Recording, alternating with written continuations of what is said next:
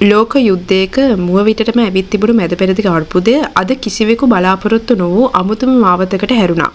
ජනාධිපති ට්‍රම්ප් මීට සුළු මොහොතකට කලින් දවල මන්දිරයේ ඉඳන් විශේෂ නිවේදනයක් කරමින් ප්‍රකාශ කළා හෝමෝස් සමුද්‍ර සංධියේ සිරවිලා ඉන නැව්වලට පර්සියානු ගල්ෆ් කලාපයෙන් පිටතට එන්න ඇමරිකානු හමුදා මගින් ලබා දුන් ආරක්ෂක මඟ පෙන්වීමේ මෙහෙයුම తాවකාලිකව නතර කරන බව.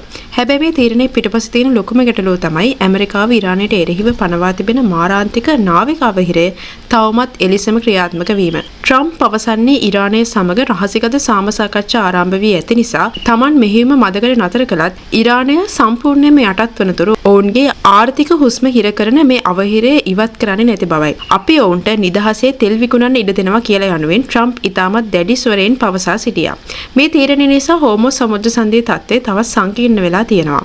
ඇමරිකානු හමුදා මඟ පෙන්වීම නතර කළොත් එහි සිරවෙලා ඉන නැව් 850කට අධික ප්‍රමාණයකට තනිවම එළියට එන්න සිද්ධ වෙනවා. හැබැයි ඉරාන වෙරළ ආරක්ෂක බලකාය සහ මිසයිල් පද්ධති තවමත් සීරුවෙන් ඉන්න නිසා මේ නැව්වලට ඉරානයෙන් ප්‍රහාර එල්ලවීමේ අවදානම දැන් වෙනදාටත් වඩා වැඩි. ට්‍රම්ප් මේ කරන්නේ ඉරානයට උගුලක් ඇටවීමක්ද කියන සැකය ආරක්ෂක විචාරකයෝ මතු කරනවා.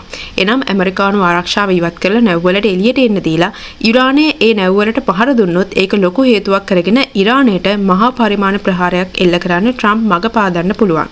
ට්‍රම්ප් පවසන්නේ අපි මේ නැව් බේරගන්න ලොකු උත්සාහයක් ගත්තා.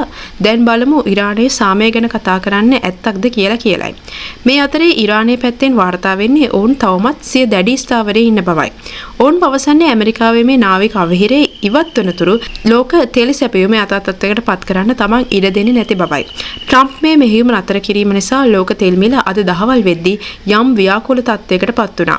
එක් පැත්තකින් සාම සාකච්ඡා ගැන බලාපොරොත්තුවක් තිබුණත් අනිත් පැත්තෙන් නැව් වලට තියෙන ආරක්ෂාව නැතිවීම නිසා නැව් රක්ෂණ ගාස්තු අහස උසට නැගලා තියෙනවා.